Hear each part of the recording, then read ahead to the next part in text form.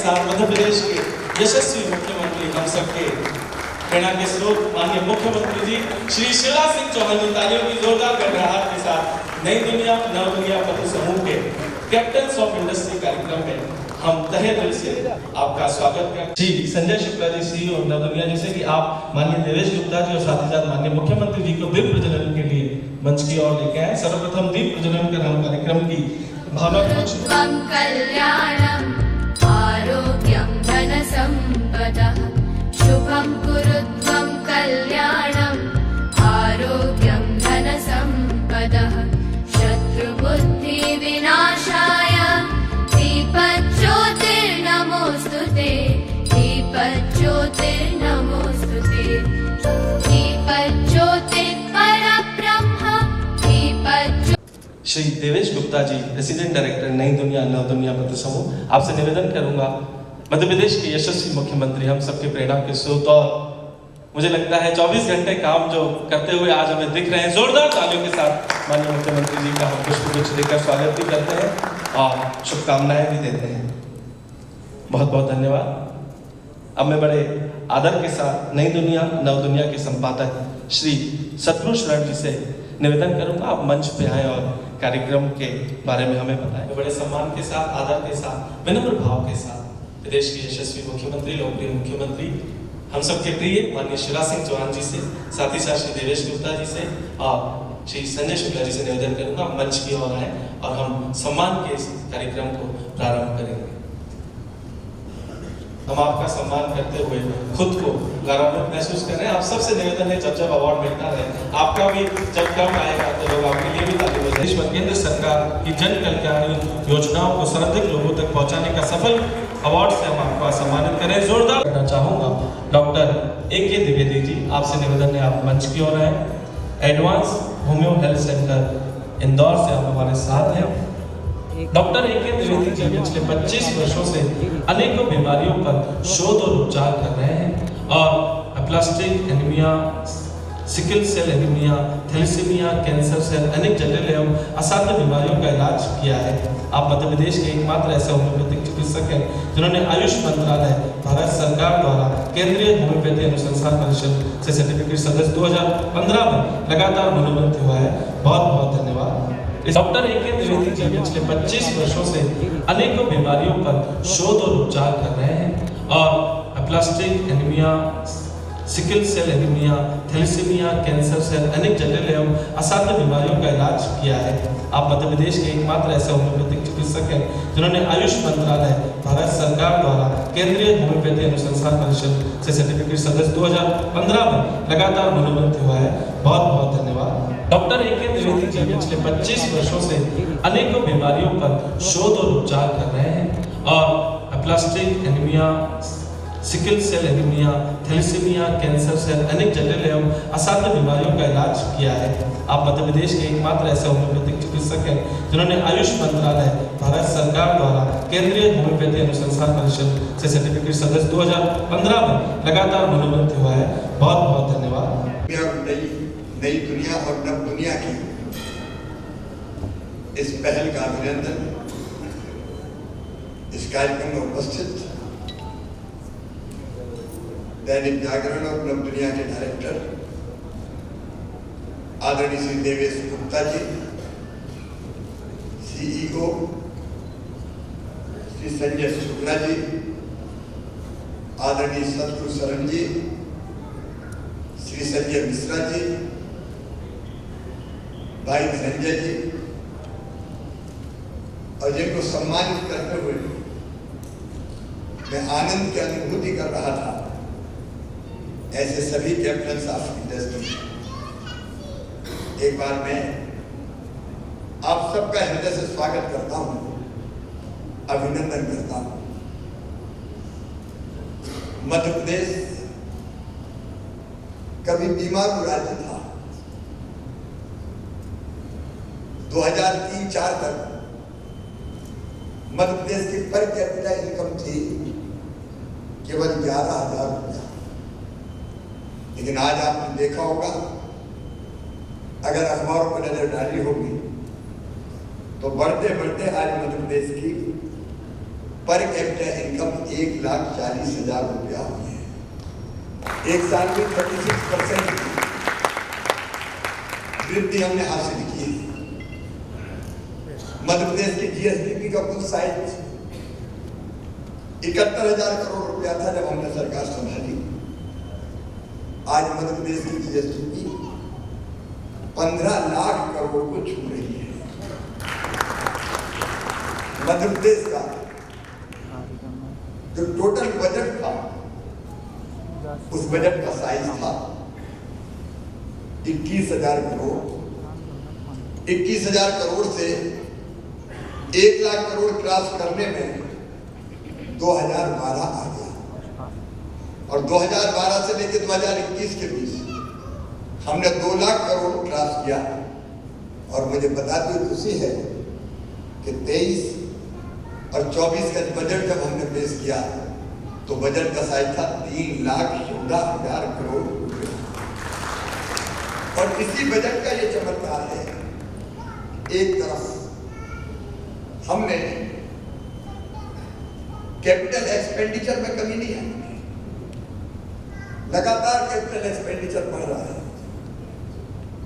Infra के project आप देखे होंगे, शानदार बनते हुए हाईवेज, सिंचाई की योजनाएं, पावर प्लांट, केवल थर्मल नहीं, सोलर भी, और सोलर के साथ साथ ओमकारेश्वर में तो पानी की सतह पे सोलर पैनल बना के हम सोलर पावर प्लांट लगा रहे हैं, जिससे धरती भी बच जाए और पानी भी भाप बनकर ना उड़े। इंफ्रा के प्रोजेक्ट्स अगर मैं उनका वर्णन करूं तो घंटों लगेंगे, लेकिन हम कैपिटल एक्सपेंडिचर भी कर रहे हैं। उसके साथ साथ हम जनता की सेवा के लिए कई वेलफेयर स्कीम्स भी बना रहे हैं। देश की जीएसडीपी में मध्य प्रदेश का योगदान कभी केवल 3% हुआ करता था, आज मध्य प्रदेश का योगदान है 3.8%। कंपेरेटिवली बाकी राज्यों के हम तेज गति से आगे बढ़े हैं और इस सब का श्रेय अगर किसी को जाता है तो वो श्रेय मैं आपको भी दूंगा, क्योंकि आपने भी कसर नहीं की। मध्य प्रदेश का एग्रीकल्चर 1 दशक से ज्यादा हो गया। 18+ ये चमत्कार है, क्योंकि दुनिया भर में जो मान्य मापदंड है उनमें अगर एग्रीकल्चर ग्रोथ रेट 2 से लेकर 3% तक होती है तो वो पर्याप्त मानी जाती है, लेकिन 18 के ऊपर 18 लगातार हासिल करते जाना है। और उसी का परिणाम तो 3-4 में अनाज का उत्पादन था केवल 100 करोड़ मीट्रिक टन, आज बढ़ के हो गया है 700 करोड़ मीट्रिक टन। हमारा सर्वत्र गेहूं हो या हमारा बासमती राइस आज दुनिया में धूम मचा रहा है। और इंडस्ट्रियल ग्रोथ मध्य प्रदेश की 24% है। मेरे मित्रों, कोई भी प्रदेश अगर बढ़ता है तो केवल सरकार के बूते नहीं बढ़ता, समाज के योगदान से बढ़ता है। खेती की अपनी सीमाएं हैं, हम सब जानते हैं, और एक दिन सैचुरेशन में पहुंचते ही, लेकिन इंडस्ट्री के क्षेत्र में अपार संभावना है।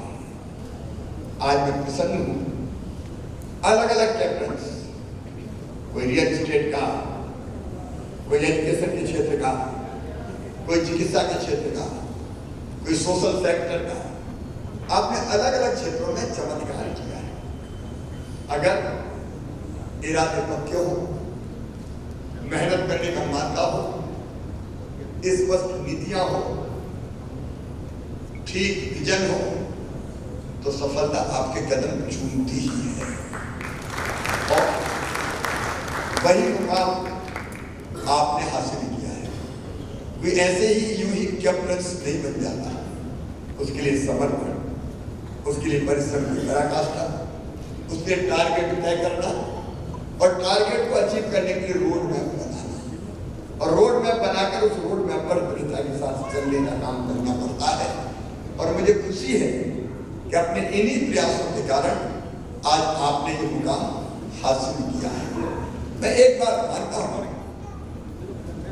कि दुनिया में असंभव कुछ नहीं है, शून्य से ही सृष्टि पैदा होती है। स्वामी विवेकानंद जी बचपन से पढ़ता था, वो ये कहते थे मनुष्य केवल 3.5 हाथ का हर मास का पुतला नहीं है, वो ईश्वर का अंश है, वो अमृत का पुत्र है, वो अनंत शक्तियों का भंडार है और वो अमर आनंद का भागी है। वो जो वो ना कर सके, और इसलिए अगर इरादे बुलंद है तो बड़े से बड़ा मुकाम हासिल किया जा सकता है। व्यक्ति जैसा सोचता और करता है वैसा बन जाता है। मैं अपने अनुभव से आपको बताता हूं, कई बार लोग मुझसे कहते हैं कि इतनी मेहनत कैसे करते हो। सीधी बात है, अगर जिद है, जुनून है और जज्बा है, अंदर एक जुनून है, तो आपके शरीर से अपने आप ऐसे रसायन पैदा होते हैं जो आपको थकने नहीं देते, जो आपको बैठने नहीं देते, जो कहते हैं और कर और बेहतर कर, अभी नहीं और आगे चल। और वही प्रेरणा मैं आपके दिल में भी देखता हूं और वही गति चलने की मैं आपके भी देखता हूं। अभी आपने जो मुकाम हासिल किया है वो पड़ाव है, मंजिल नहीं है। देखिए, एक व्यक्ति भी चाहे तो सब कुछ बदल सकता है। मैं कोई राजनीतिक चर्चा नहीं कर रहा, लेकिन मोदी जी प्रधानमंत्री बने 2014 तब देश में जो हताशा और निराशा का वातावरण था, बदल के नव ऊर्जा से भारत को भर दिया। और आज कल ही मोदी जी ने कहा कि तीसरी बार में भारत की अर्थव्यवस्था दुनिया में की सबसे तीसरी बड़ी अर्थव्यवस्था है। अगर जिद होगा तभी तो, पहले लोग सोचते नहीं थे। मध्य प्रदेश में जो प्रगति और विकास किया है, कई लोग कहते हैं मुझे कि ये वेलफेयर स्कीम, लाडली बहना, मैं कहता हूं उनका भी हक है, जीने का हक तो सबको है, मुस्कुराने का अधिकार भी सबको है, देश के संसाधनों का अधिकार भी सबको है। इन सबके पास तो संसाधन नहीं है, तो जिनके पास नहीं है, क्या वो केवल गरीबी में जीते रहे? क्या केवल वो आंसू बहाते रहे? केवल वो अभाव का सामना करते रहे? अरे उनको सुविधाएं देंगे, जो संसाधन उनके पास नहीं है उसका हर्जाना देने की हम कोशिश करते हैं। और विशेषकर माँ बहन और बेटियों के बारे में मेरा दिल आज भी दर्द से भर जाता है। अन्याय हम मतलब आपकी बात नहीं कर रहा, लेकिन हमने कई दिनों तक देखा बेटा और बेटियों का भेद। बेटा आए, स्वागत करो, बधाई गाओ, लड्डू बांटो, ढोल बजाओ, और बेटी आगे तो मां का चेहरे उतरता है। ये अप्रासंगिक बात मैं नहीं कर रहा हूं। सेक्स रेशियो मध्य प्रदेश में 2012 में 1000 बेटों पे 912 बेटियां पैदा हो गई थी। और तथाकथित सभ्य समाज जब ये पता करने लगा कि कोख में पलने वाला बेटा है कि बेटी है, बेटा है तो आने दो, बेटी है तो कोख में ही मार दो, कोख कोई कदर खाना बनाएगा। और इसलिए हमने देखा कि सेक्स रेशियो देश संकट में आ गया। और तब लाडली लक्ष्मी जैसी योजना बनी जिसने तय किया कि मध्य प्रदेश की धरती पर बेटी पैदा होगी तो लखपति पैदा होगी, बेटी को बोझ नहीं रहने देंगे, बेटी को सम्मान करेंगे। क्योंकि आज लाडली बहना नहीं जाएगी, इसलिए कि आप टैक्स पेयर्स, कई बार ये चर्चा होती है टैक्स पेयर्स का पैसा, लेकिन मैंने कहा कि ये सोशल सेक्टर है, इसमें कोई धन लगाना पड़ेगा। जब से लाडली लक्ष्मी योजना बनी, बेटियों के प्रति दृष्टिकोण बदला, और आज स्त्री और पुरुष का अगर अनुपात देखें तो 1000 पुरुषों पे अब 976 स्त्रियां हैं, 1000 बेटों पे 956 बेटियां हैं। इसलिए 50% रिजर्वेशन हमने स्थानीय निकाय के चुनाव में दिया मेयर बने, जनपद पंचायत, जिला पंचायत, सरपंच। इसलिए पुलिस में भी आज मैंने एक कार्यक्रम सवेरे किया था जिसमें हमने ऊर्जा डेस्क के लिए स्कूटी बेटियों को दी जो पुलिस में जो पुलिस कर्मी है। तो हमने 30% भर्ती बेटियों की पुलिस में करने का फैसला किया। मैं ये बात इसलिए कह रहा हूँ कि आप समाज के जागरूक नागरिक हैं। तो एक तरफ हमको डेवलपमेंट भी करना पड़ेगा, तो दूसरी तरफ हमको सोशल सेक्टर में भी काम करके देश के सामने या प्रदेश के सामने जो चुनौतियां हैं उनका भी सामना करना पड़ेगा। लेकिन मैं आपका अभिनंदन करने इसलिए आया हूँ कि आप बेहतर काम करते हैं तो सरकार को और बेहतर काम करने की गुंजाइश सोशल सेक्टर में भी बनती है। जहाँ तक उद्योगों का सवाल है, मुझे कहते हुए प्रसन्नता है मध्य प्रदेश अब उद्योगों के लिए पसंदीदा राज्य बन गया है। अभी थोड़े दिनों के बाद चुनाव होने वाले हैं, लेकिन रोज उद्योगपति आदमी हर मंडे को मैं मिलता हूँ और मिलने के लिए उद्योगपति उतावले हैं क्योंकि वो मध्य प्रदेश में इन्वेस्टमेंट करना चाहते हैं। अलग अलग सेक्टर में खूब निवेश मध्य प्रदेश में आ रहा है। आप मध्य प्रदेश से ही, इसलिए आप में मैं बहुत संभावनाएं देखता हूं और चिंता मत कीजिए, आप भी खूब इन्वेस्ट कीजिए, मध्य प्रदेश में ही कीजिए, दिन दूनी रात चौगुनी प्रगति कीजिए, बिना झिझक आप धन लगाइए।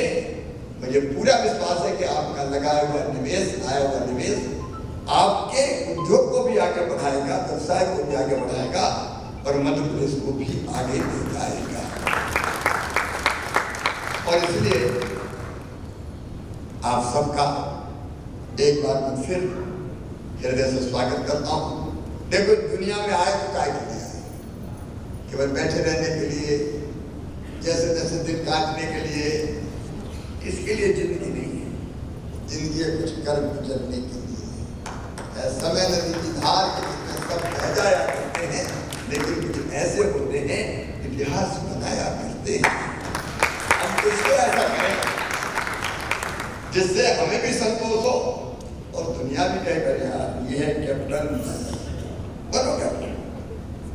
आगे बढ़ने के लिए जीवन है, अनंत आकाश ऊंची उड़ान भरने के लिए आप उद्योग के क्षेत्र में भी बढ़िए, क्योंकि इसके बिना भी प्रगति और विकास संभव नहीं है। एक बार फिर मैं नव दुनिया, नई दुनिया को जागरूक, जिसका सामाजिक सरोकारों से भी रिश्ता है। आपने अच्छा कार्य कर दिया, क्योंकि इससे केवल हमने ट्रॉफी नहीं दी, बल्कि हमने प्रतिस्पर्धा की भावना भी पैदा की।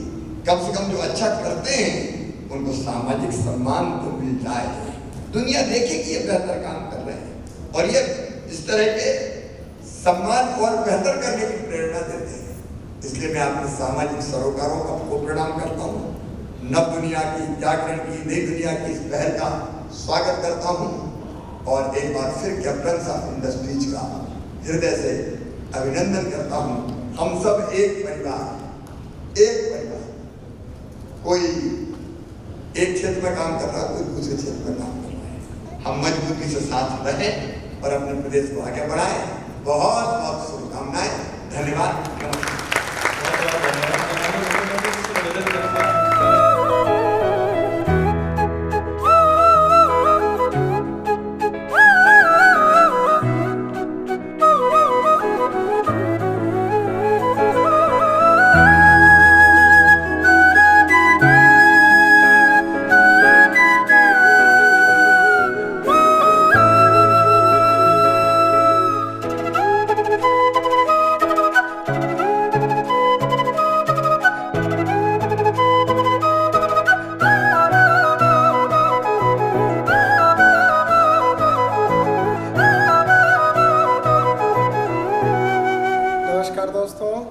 आज भोपाल में कुशाभाऊ ठाकरे सभागृह मिंटो हॉल में आयोजित एक गरिमामय प्रोग्राम में मध्य प्रदेश के मुख्यमंत्री माननीय श्री शिवराज सिंह चौहान जी ने मुझे captain of industry of homeopathy से सम्मानित किया।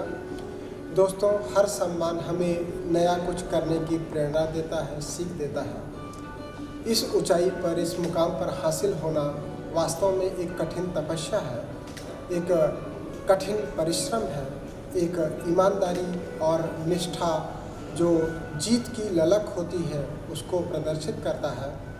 दोस्तों, जब मैं 1999 में होम्योपैथी प्रैक्टिस करने के लिए और होम्योपैथी चिकित्सा महाविद्यालय में पढ़ाने के लिए इंदौर आया था, तो काफ़ी सारे लोग इंदौर के ये जानते ही नहीं थे कि BHMS डिग्री होती क्या है।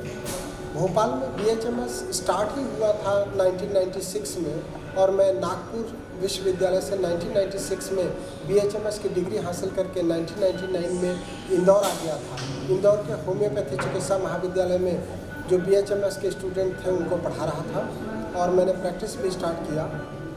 बहुत कठिन समय था दोस्तों, बहुत लंबी बात, मैं बहुत पुरानी बात नहीं कर रहा हूँ, लेकिन 1999 में ये हाल था होम्योपैथी का। प्रदेश में होम्योपैथी मतलब छोटी गोलियों की चिकित्सा प्रणाली मानी जाती थी कि इससे कैसे बीमारी ठीक होगी, और उसी को मैंने हमारी छोटी गोलियों की बड़ी चिकित्सा प्रणाली के रूप में विकसित किया, लोगों को हौसला अफजाई किया और लोगों में विश्वास जताया कि ये होम्योपैथी चिकित्सा जो है इससे बड़े से बड़े रोग पे भी जीत हासिल की जा सकती है। उसी का परिणाम है कि हमने अप्लास्टिक एनीमिया जैसी बोन मैरो डिसऑर्डर्स जो लोग बोलते हैं कि ठीक ही नहीं होता है, उसके काफ़ी सारे मरीज ठीक कर दिए हैं, जिसके YouTube पे हमारे चैनल पे वीडियो भी डले हुए हैं। इसी प्रकार सिकल सेल एनीमिया, जिसके लिए हमारे देश के राष्ट्रपति महोदया, हमारे देश के प्रधानमंत्री और हमारे प्रदेश के राज्यपाल जी काफ़ी चिंतित हैं। मैं सिकल सेल एनीमिया के मरीजों को काफ़ी राहत प्रदान कर रहा हूँ। उनकी बीमारी ठीक नहीं हो सकती, लेकिन उनकी जो परेशानी है उसको मैं होम्योपैथिक दवाइयों से काफ़ी राहत दिला रहा हूँ। उनको जो बार बार ब्लड चढ़ाना पड़ता था, उसके लिए मैंने होम्योपैथी से उनका ब्लड चढ़ाने का जो जल्दी का क्रम था उसको काफ़ी देर तक टाल सका है। काफ़ी सारी ऐसी बीमारियां हैं जैसे अस्थमा है, आर्थराइटिस है, स्किन की डिसीजेस है, सोरियासिस है, एक्जिमा है, जिसके लिए लोगों को लगता है कि बीमारियां कभी ठीक ही नहीं होगी और लोगों को जीवन पर्यंत दवाई खाना पड़ेगा। उसके लिए भी हमने होम्योपैथी ट्रीटमेंट दे करके ऐसे मरीजों में विश्वास जताया कि आप ठीक भी हो सकता है। प्रोस्टेट में जो हमारे मेल भाई हैं, पुरुष वर्ग है, उनको प्रोस्टेट की परेशानी हो जाती है और बढ़ती उम्र के साथ उनको कैथेटर लगा करके चलना पड़ता है। काफ़ी सारे मरीजों का मैंने कैथेटर निकलवा दिया है। तो होम्योपैथी चिकित्सा में हमने जो भी कार्य किया, आज ये उसी का परिणाम है। हमने बहुत ही हसीन हमारे 25 साल होम्योपैथी को दिए हैं। दोस्तों, मैं आपको ये भी बताना चाहता हूँ कि 2014 में आयुष मंत्रालय का गठन हुआ और 2015 से मैं केंद्रीय होम्योपैथिक अनुसंधान परिषद में साइंटिफिक एडवाइजरी बोर्ड का सदस्य हूं और उसके लिए मैं आयुष मंत्री माननीय श्रीपाद नायक जी को धन्यवाद देता हूं, जो हमारे क्लिनिक पर इंदौर में पधारे एडवांस्ड होम्यो हेल्थ सेंटर पर। उन्होंने हमारी सारी व्यवस्थाएं देखा और हमें मई 2015 में आयुष मंत्रालय केंद्रीय होम्योपैथिक अनुसंधान परिषद के साइंटिफिक एडवाइजरी बोर्ड का सदस्य मनोनीत किया। उसके बाद हमने एक आयुष वेलनेस सेंटर, एडवांस योग और नेचुरोपैथी सेंटर बनाया, जो पिपलियाहाना ग्रेटर बजेश्वरी में बनाया। वो भी हमारे आयुष मंत्री, पूर्व आयुष मंत्री श्रीपाद नायक जी के कहने पर ही बनाया, जिसका उद्घाटन प्रदेश के मुख्यमंत्री माननीय शिवराज सिंह चौहान जी ने जनवरी 2021 में जब पिपलियाहाना ब्रिज का उद्घाटन करने आए थे तब किया था। तो ऐसे सभी लोगों को मैं दिल से धन्यवाद देना चाहता हूँ जिन्होंने इस सफ़र में मेरा साथ दिया, हौसला अफजाई किया। मैं इंदौर सांसद श्री शंकर लालवानी जी को धन्यवाद देना चाहता हूँ, जो हमारे sickle cell anaemia, aplastic anaemia, thalassaemia और एनीमिया अवेयरनेस मिशन में हमारे साथ होते हैं। हम लोग हर साल फरवरी के लास्ट वीक से लेकर के मार्च के फर्स्ट वीक तक एनीमिया अवेयरनेस रथ पूरे इंदौर में चलाते हैं, जिसके साक्षी हमारे सांसद इंदौर रहते हैं। तो ऐसे सभी लोग, मैं कई लोगों का नाम नहीं ले पा रहा हूँ, उनसे मैं क्षमा प्रार्थी हूँ, पर ये बहुत लंबा सफ़र है दोस्तों, 25 साल का सफ़र है। इसमें बहुत सारे लोग मुझे साथ दिए होंगे। मैं मेरी जन्मदात्री मेरी माता जी को चरणों में नमन करता हूँ, मेरे पूजनीय पिताजी को प्रणाम करता हूँ, मेरी श्रीमती जी जो हमेशा साथ देती रहती हैं, और हमारे बच्चे और दामाद जो हौसला अफजाई करते रहते हैं और कठिन समय में अब नए युग के अनुसार सलाह देते रहते हैं। मेरे स्टूडेंट, सभी स्टूडेंट्स को भी मैं धन्यवाद देना चाहता हूँ जो हमें बहुत प्यार से मिलते हैं और हमें याद रखते हैं। और मैं मेरे सभी मरीजों को बहुत सारा धन्यवाद देना चाहता हूँ जो ठीक हुए हैं मरीज, ये उन्हीं सब के आशीर्वाद की वजह से हो रहा है। ये सम्मान मिलना इतना आसान नहीं होता है दोस्तों, ये सम्मान उन्हीं मरीजों के आशीर्वाद के कारण ही हो रहा है।